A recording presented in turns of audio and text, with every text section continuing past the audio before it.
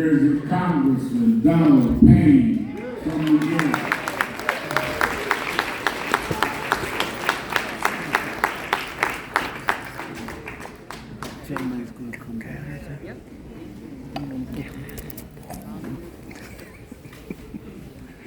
Good morning. Good morning. NAN, it's good to be here. Welcome to the house. Let me say that took me a little while to cross the river, but I'm here. And it is really an honor to be here for the National Action Network's convention to celebrate its 30th year, its 30th anniversary. That's a beautiful thing. Beautiful thing. And I saw somebody out in the on the hallway, and he said, "Oh, Congressman, I heard you were going to be here, so I have to be here to hear you speak." I was like, "Really?" I said, "Oh, yeah, no, I heard you speak last week, and you were amazing." Now I'm starting to kind of feel a little good about myself. I said, "Oh, really?" She said, "Yes, sir." I said, "What did I speak about?" I said, "I don't know, but you were brief." So in that vein, I'll be brief. And the sister that you just had leave the stage, before she took her position at HUD, I had dinner with 4 nights a week in Washington as Congressional Black Caucus members kind of stick together. And normally Cedric Richmond, who's in the White House now, Jim Clyburn, Benny Thompson from Mississippi, and Ms. Fudge and myself had dinner about 3 or 4 nights a week. So I was the pup of the group. I was the mascot. You know, I just sit there and listen and learn. But it was really good to see her. We don't get to see each other much now since she's in the executive branch. So, but she's doing an outstanding job. And let me tell you, she speaks truth to power. She's not laying a bunch of lines on you. She means that thing. She means what she says. And you will see the difference in the Biden administration with results at HUD. But I want to thank Reverend Sharpton and his staff for the invitation to speak to you today. So this year's theme of the convention is Action to Restore Justice and True Democracy. And that theme has never been more relevant than today in the African American community. The forces of racism and prejudice have found a new voice and a new power these days. And they're trying to undo the advances that we have made to create an equal society. But they will fail. They will fail. Because the resolve in our community is stronger than ever, and we are not going back to the good old days, because I don't know who they were good for, but I don't know if they were good for anybody in this room. So we can't go back. Right now, there's a battle to secure voting rights for every citizen in the country. There are still people who think all Americans do not deserve to vote.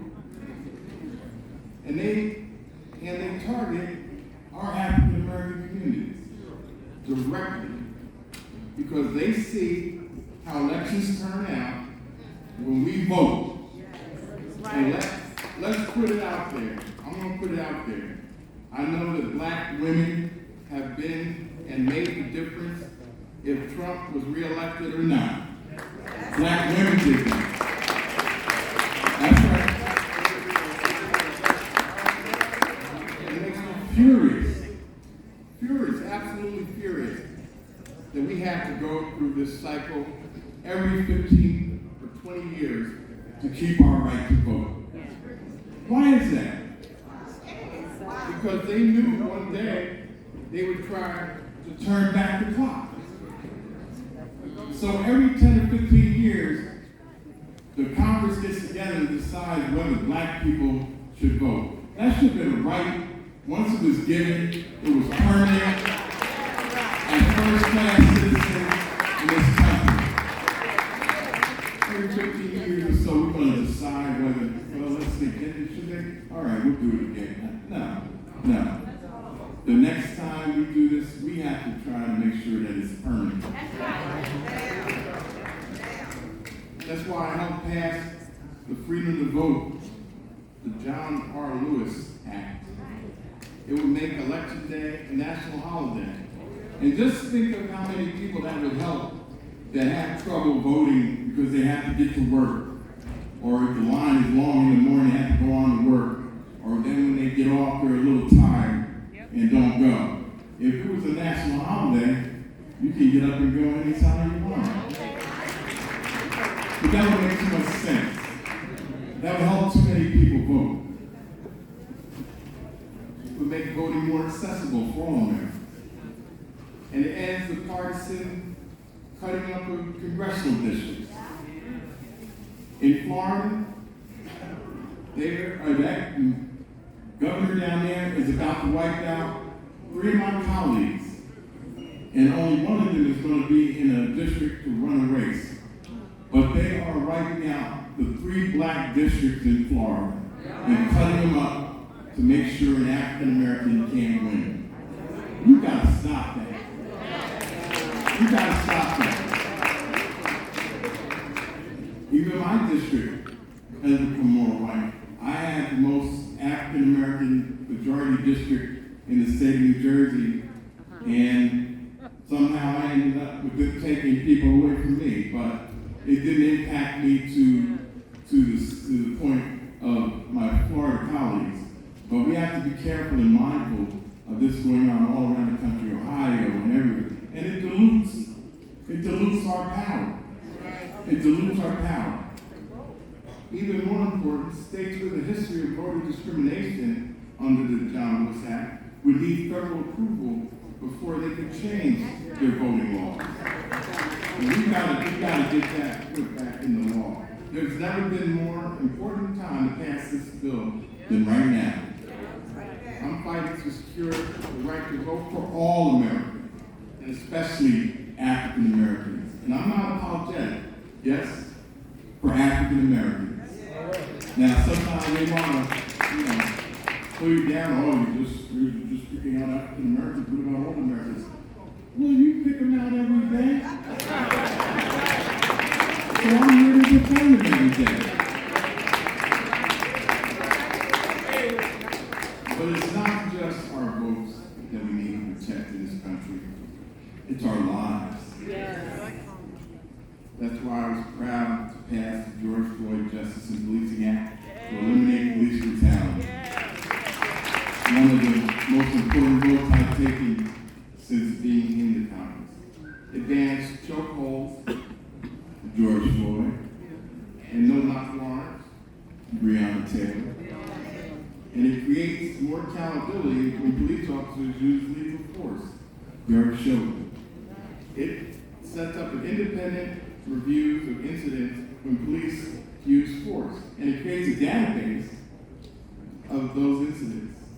That way, police officers like Derek Chauvin are pulled out of the force before they murder Americans. And what happens is a guy, he messes up in the town over there, he goes 3 towns over and gets rehired.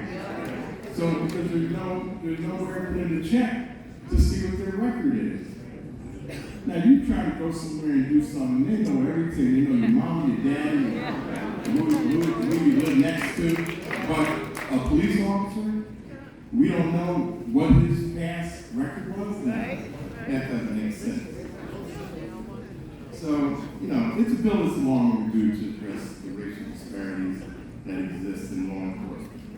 Another bill I supported is H.R. 40 to conduct a study of the feasibility of slavery reparations. Long overdue.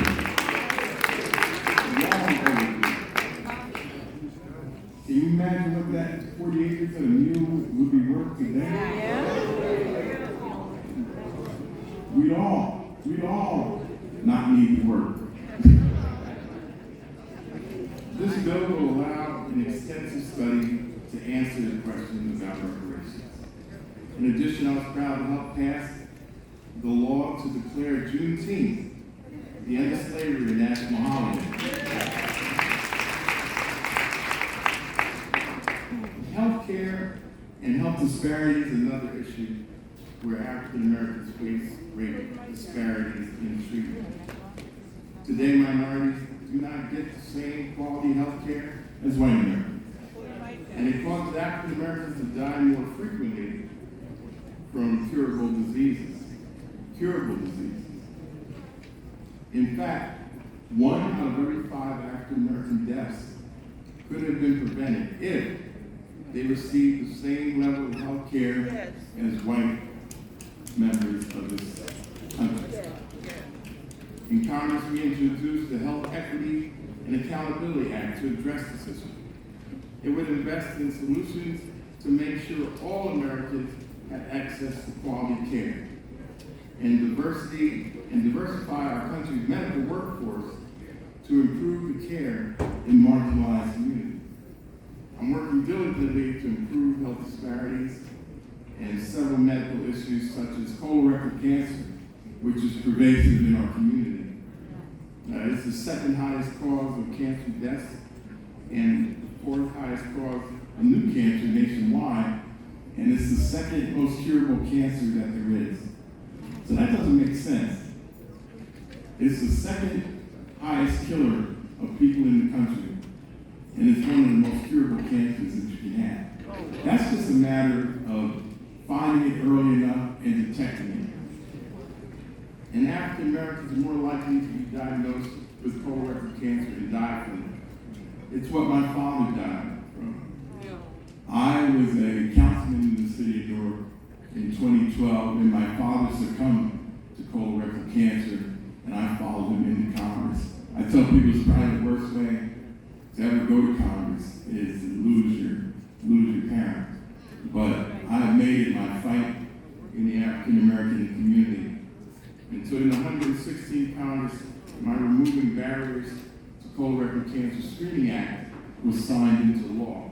And it allows Medicare to cover procedures to remove cancerous growths or polyps during the colorectal examination. What was happening is, and some of you might know this, you went for the colonoscopy, and if they found a polyp or a cancerous sore, they removed it.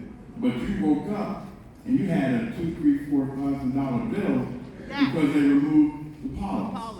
Well, this bill that I created says if and when they do find that it's included in that service, and there's no bill when you wake up. And so it's how people save thousands and thousands of dollars, and we're very, very proud of that. And so in addition, I introduced the Colorectal Cancer Payments Fairness Act to provide this new coverage by the end of the year. And so not only did I pass the law that they can't do it, I'm making sure that the money is there so it goes through. You know, a lot of times that's a disconnect. We can write a law, but they don't enforce it and they don't put the money behind it. Well, I followed it up to make sure the money follows the bill. Another area of health disparities is limb amputations. And these are all things that I'm working on in Congress. And it's something that a lot of people have picked up on, but I'm a diabetic. And ladies and gentlemen, I've been through it. I've got congenital heart failure. I've got a boot on right now that is because of a diabetic ulcer. I've lost my eyesight. So I've gone through all of those issues that diabetics have.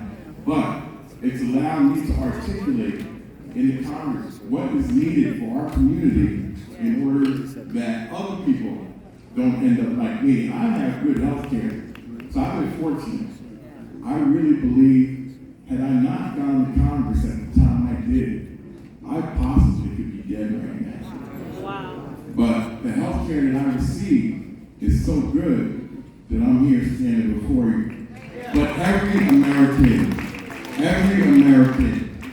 should have what I have. And that's what I fight for. There's nothing special about me that I should have something that you don't. In this country, in the greatness of this country, and it's great. It just doesn't work for everybody. And that's what we gotta fight. It's great. Don't ever not say it's not great. But you can say it doesn't work for me like it works for other people. And that's what we're fighting.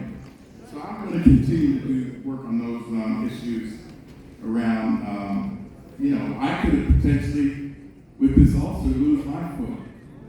So, I'm just been very fortunate.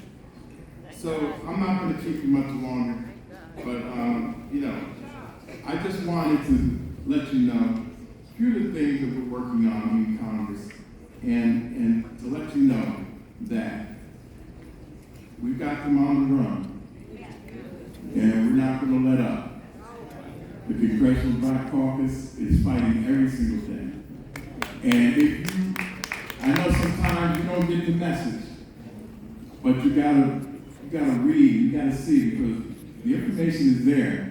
And they kind of try to keep a lid on us too. They don't report everything we do. That's right. I have problems in my district. All these things I just mentioned to you, a lot of people don't know what I'm doing because the media won't cover it. Right. Because you're doing something that they may not want you to get done.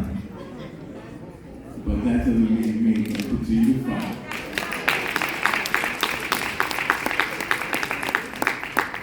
So let me just say that I'm also working on issues around people that don't have bank accounts or don't have Apple Pay and all that. They're trying to get rid of the dollar bill in this country. Yes, they are. That's why you got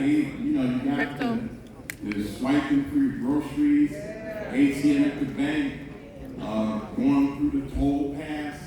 They're trying to get rid of people's jobs and the dollar too. So Starbucks won't even take cash anymore. Oh, wow. And there's a move afoot in this country to do that. And who do you think that's going to impact? Once again, Minorities. people that look like us. Right. People that are poor. People that don't have bank accounts. There's 55 million people in this country that are underbanked or unbanked. Unbanked. And so I'm fighting that fight too. My fights aren't that glamorous, but I know what it's going to do for the impact of people in their everyday lives. And that's when I go to Congress every single day. I ain't going to get up here and blow you away with my oratory skills, but I do the work every single day. And I want you to know that. Thank you. God bless you, man. And let's keep pushing forward.